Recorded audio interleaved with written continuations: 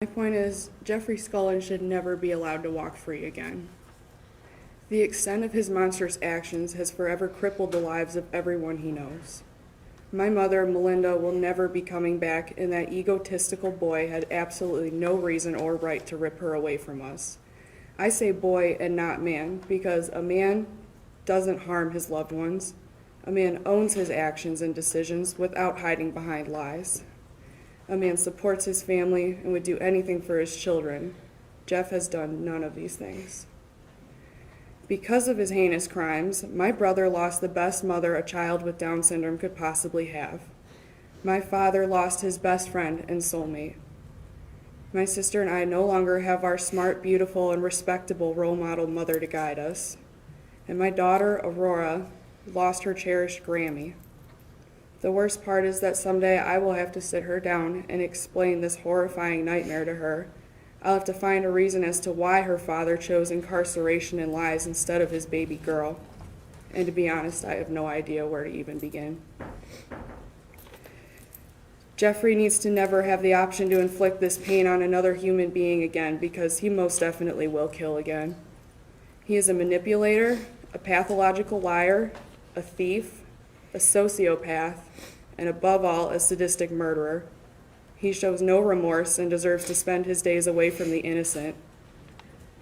Sincerely, myself, Melinda's daughter, and his ex-fiance. Thanks. Hi, I'm Megan Pleskovic, Megan Pleskovic. Your Honor, our lives will never be the same because of Jeffrey Scullin. My mom was the face of compassion, love, perseverance, and because of him, she is gone. My mom faced countless numbers of setbacks and negative situations, but she always found a way to get through them and do so in a positive and enthusiastic manner. My mom was a fantastic mother, both loving and tough. As I got older, she quickly turned into my best friend. We would talk about everything under the sun, and I think one of the hardest parts now is not being able to call or hug her after something great or something horrible happens. She taught me to be passionate about things I believe in, to be non-judgmental, and to always stick up for myself and others around me. She was my biggest fan, and I grew up being hers. My last collegiate softball game, she drove 5 hours to support me, and after the game, she was the first person I cried to behind the dugout. She loved all of us kids and her granddaughter with all her heart. As for Jeffrey Scullin, my mom and dad opened their home to him because they're good, loyal people. My mom cared for him as a part of our family and bent over backwards for him, yet he took her life in one of the most violent ways imaginable. I want him to feel the terror and pain that my mom must have experienced, but because of his lack of remorse and sick, twisted mind, I don't think he ever will. Nor do I think he cares about the grief and pain that his own family, his daughter, or the rest of us feel. He is a selfish, sadistic monster that deserves to never again see the light of day.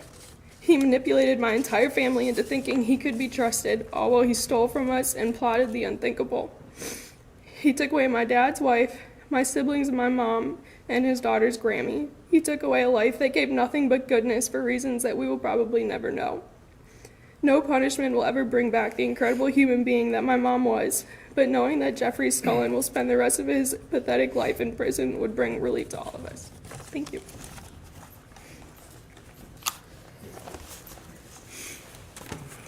Good morning, Your Honor. I'm Bruce Pleskovic, Brucepleskovic. In January of 2017, on Melinda's birthday, we were all sitting in the family room, and Anna and Jeff had an announcement that we would be grandparents. It was a bit of a shock, and we were taken by surprise, but we were also excited about the arrival of our first granddaughter. We wanted to help Jeff and Anna out as best as we could, so we offered to let them live in the basement so they could work and save up money for the next year or so. We allowed them to live rent-free and help with raising the baby as well, since we had experience raising 3 of our own. This would help them in the transition when they got married and moved out on their own. We had a loving, caring, and normal household, and we took Jeff in as one of our own. Later in the year, we had 3 incidences where money would go missing, then it was car keys going missing, then the reported burglaries that we learned after the fact to be untrue. We never had incidents around the house or in our neighborhood at this level, and Melinda even did a couple Facebook posts wondering what was going on and how worried she was. Personally, I was trying to figure out a solution to what was going on and was physically and mentally wearing down with the stress of a job loss, ensuing job loss we knew was coming while these incidents were happening. The loss of Melinda will have a rippling effect on the kids and I forever. Kyle is confused as to why his mom is not around and has become more attached to me. Every time we go out to eat, he spends a lot of time looking out the window to see if his mother is going to show up. My daughters are heartbroken by the loss of their mother, who can never be replaced. Aurora loved Melinda right away, and Grammy was her favorite. Melinda was a natural with kids, just like at her job teaching. Melinda and I had a game plan to downsize and live a little simpler life as the two of us headed towards the next chapter of lives, towards retirement. That dream has been taken away as replaced by nightmares, a lack of sleep, and having to live life at hyperspeed just to work on a never-ending to-do list. Over the past year, it has been very therapeutical for me to keep up with our many circles of friends as much as possible. It has helped with the emptiness, loneliness, depression, and the hurt with the loss of Mel. I can sense the pain, shock, and anger on all their faces when I see them, but when we get together, we make the best of it, have fun, rehashing the memories and stories of her. Now that I've seen the interviews with the detectives and the overwhelming evidence, Jeff's continuation of maintaining his innocence doesn't allow our family to heal and receive closure. He never provided a reason why or accepted responsibilities for his actions leading up to the night of Melinda's horrific murder. Jeff also seems to portray himself as a victim in all this when he's the one who has caused all the pain and suffering. I find it really insulting. The week after Melinda was killed, through his time of arrest, he calmly carried on as if nothing of significance seemed to have happened. He even wanted us to put apps on our cell phones so he knew where we all were. I find that a bit scary. I'm aware of a couple situations in his past involving him in firearms. Between these situations and Melinda's seemingly planned murder, I truly believe Jeff would kill again and ruin innocent people's lives like ours. I'm asking the court for justice and a verdict that reflects the unending pain and suffering he has caused my family and all the people who knew and loved her dearly. Thank you, Your Honor.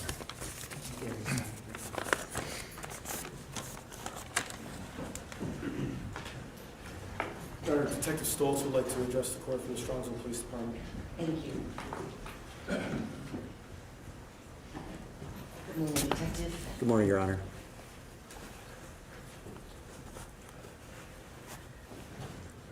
Jeffrey Scullin's murder of Melinda Pleskovic is arguably the most heinous crime in the history of the city of Strongsville. Jeff shot Melinda 3 times. He fired a 4th shot that missed her. He stabbed her 36 or 37 times. He murdered Melinda in her own home, the same home Bruce and she welcomed him into 2 years prior. He murdered Melinda while her mentally handicapped son and his 15-month-old daughter, her granddaughter, were home. And then he had the audacity to leave her son home alone with her for several hours while she lay dead on the kitchen floor. That level of cruelty is impossible to understand. I spent a considerable amount of time with Jeff between October 23rd and November 1st of last year. While we're still on scene, the other officers and I, we were surprised by how strangely calm he was. I interviewed him later that night at the police department, and again, I was surprised by how calm and seemingly unaffected he was by Melinda's death. We spoke at length that night. I found it telling that he never asked about Melinda, not even once, not how she was doing, or even if she was dead or alive. I interviewed Jeff 3 more times after that night. Not to be troubled with the concept of honesty, Jeff filled much of those interviews with blatant and outrageous lies about fabricated burglaries and his whereabouts and actions on the day he murdered Melinda. Most disappointing, though, was how unremorseful and unapologetic he was, even after presenting with a mountain of evidence that completely dispelled all of his lies and unquestionably proved he murdered Melinda. The Pleskovic family lived peacefully in their home without fear for nearly 20 years prior to Jeff moving in. He tormented them for months before murdering her. He stole from them, randomly set off car alarms, fabricated burglaries, caused them to believe that they were being targeted and making them feel unsafe in their own home. And it's no coincidence that the thefts, The car alarms, reports of burglaries have completely stopped once Jeff was no longer in the home. Melinda was only 49 years old when Jeff took her life. She was a beloved middle school teacher, a popular fixture in the soccer community, and most of all, she was a loving and devoted mother and grandmother. Her death was senseless. Compounding that, Jeff's lack of remorse and unwillingness to simply tell Melinda's family that he's sorry has only perpetuated their pain and suffering. They deserve that apology, but sadly, Jeff has remained unwilling to reciprocate the same warmth and kindness that they showed him when they welcomed him into their home. On behalf of Melinda's family and the city of Strongsville, I respectfully ask the court to consider the brutal nature of this crime, the utter lack of accountability and remorse shown from Jeff, and the subsequent pain and suffering Melinda's family has endured and will forevermore when imposing a sentence today. Thank you, Your Honor. Thank you, Your Honor. Mr. Sullivan, Mr. Baptiste.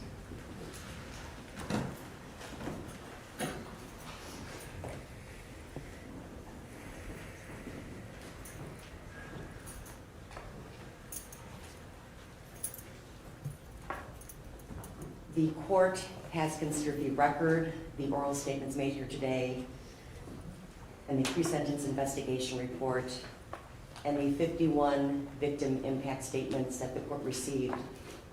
The court has considered the purposes and principles of sentencing under Revised Code Section 2929.11 and the seriousness and recidivism factors relevant to the offenses and offender pursuant to Revised Code Section 2929.12 and the need for deterrence, incapacitation, rehabilitation, and restitution. The victim, Melinda Pleskovic, just 49 years old, was savagely murdered by you, Mr. Scullin, in the kitchen of her home, which she had generously made your home. You shot her 3 times and stabbed her a minimum of 35 times. You did so while her son, Kyle, who has Down syndrome, must have been or was in the home. You did so with your own daughter and her granddaughter, Aurora, close by. Then you had the audacity to sit down for dinner with her husband, Bruce, at Applebee's where their daughter, Anna, worked. Then you returned to the scene of your vicious crime and allowed Bruce to go into the home that he shared with his wife and children and find his wife on the kitchen floor in a pool of blood. You served as a pallbearer at Melinda Pleskovic's funeral, knowing that you were the person responsible for inflicting upon her loved ones and many friends all of the pain, shock, sorrow, and heartache they were experiencing and continue to experience a year after you murdered her. Melinda, or Mel, as she was known to many, was the beloved wife of Bruce, mother to 3 children, Megan, Anna, and Kyle, and the grandmother of your own daughter, Aurora. She was a teacher for 27 years and a family member, colleague, friend, and matriarch or mom of what I understand was an extended soccer family. I did receive 51 victim impact statements to include those from her husband, her 2 daughters, sister, brother, nephew, great-nephew, mother-in-law, brother-in-laws, nieces, her second parents as they were known, colleagues, friends, soccer friends, and students' parents. I read each and every one of those letters, and the words used to describe Mel include, and I've taken these directly from those letters, awesome teacher, amazing friend, the rock that held her family together. Very special, fun, selfless, beautiful with a caring spirit, an inspiration to others, smiling and welcoming, a natural with kids, the most inclusive person, always welcoming, a coach, a role model, had an infectious laugh, patient, a mentor, a great teammate, the go-to person, truly amazing, passionate, a motivator, supportive. She opened her home to others. She was warm-hearted. She was a take charge kind of person. She deeply cared about others. She was always prepared, never afraid to set you straight, the heart of her family, a shining light, best friend, sounding board, and caretaker. There is no doubt that Mel's family and friends miss her terribly, and they continue to suffer each day because of your heinous actions. They do not understand how you could have killed this wonderful woman who opened her home to you and helped you. As you said, she was like a mother to you, and your relationship with her facilitated the offense. So, with regard to the seriousness factors under 2929.12b, there is no more serious offense than what you committed upon what has only been described as a wonderful wife, mother, friend, colleague. The second factor, more serious, is your relationship with her, living in her home, treated like a son, facilitated the offense. There is nothing that indicates your conduct is in fact less serious. Now, as far as factors indicating whether recidivism is more or less likely, the only factor indicating that recidivism is less likely is that you do not have any prior criminal convictions. For legal reasons, you pled no contest. Of course, that's hurt the family because there's no true acknowledgement or remorse that you've displayed at this point in time. But again, I understand that you have legal rights and are reserving those rights. So I cannot, by law, technically hold that against you at this juncture. But again, based upon the letters that I've read, you've not shown any remorse to anyone throughout this process. And again, as explained to me in those letters, Mel's family and friends who had the opportunity to speak with you and watch you in the days following her murder, to include at her funeral, find your actions and attitude after you murdered her to be incomprehensible and abhorrent. And what I think so tragic is that Mel's son, Kyle, does not understand where she is and continues to look for his mom every day. That is so sad. And you did that. Therefore, on the aggravated murder count 1 that you pled guilty to, the court imposes a sentence of life imprisonment with the possibility of parole after 30 years. The 3-year firearm specification, or the 3 years for that firearm specification, must be served prior to and consecutive to that term, meaning that you will not be eligible for parole until you have served 33 years.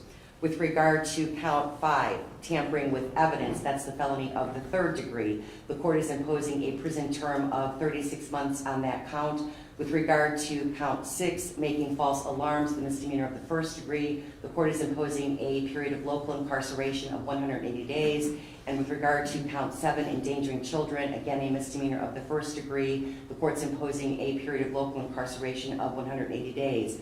Now, those 2 misdemeanor offenses, the time imposed there must be served concurrent with the time imposed on the aggravated murder. And with regard to the tampering with evidence, The court is imposing that concurrently as well. I know the state's offered a basis for the court to impose consecutive time, but I'm not sure that, I think the only possible basis would be under Section B, and I'm not sure that that would, the circumstances surrounding this particular case would warrant consecutive time based upon that portion of the statute, because there are separate findings, as the state pointed out, that I must find, and I think it would be difficult to find that one of those required sections actually applies. So, now, with regard to count 5, though, the tampering with evidence, as part of your sentence, you are subject upon your release from prison to a period of post-release control to be supervised by the adult parole authority. This would be optional on the part of the adult parole authority and could be for up to 3 years. If you would fail to meet the terms and conditions of any post-release control supervision imposed on you for count 5, then the adult parole authority could modify and or extend your supervision and make it more restrictive, incarcerate you for up to 1/2 of the original sentence imposed by the court, charge you with a new offense called escape, another felony where you would face additional prison time, and if you commit a new crime while on post-release control, you can face the maximum penalties under the law for the new crime committed. There's no restitution that was part of the plea or that's been documented or demonstrated. I'm not imposing a fine. I am ordering that you pay court costs, and credit will be granted for all days spent in custody in this case prior to sentencing, together with all future custody days while the defendant awaits transportation. 363 days. You'll be given credit for 363 days. Is there anything further on behalf of the state? Nothing on behalf of the state. Anything further on behalf of the defendant? No, Your Honor, thank you, Appellate rights? if the court wishes. You wanted me to read those to him previously, correct? At the time of the plea? Certainly. All right. Do you understand, Mr. Scullin, that you have the right to an appeal in this matter within 30 days after the filing of the court sentencing entry? Yes.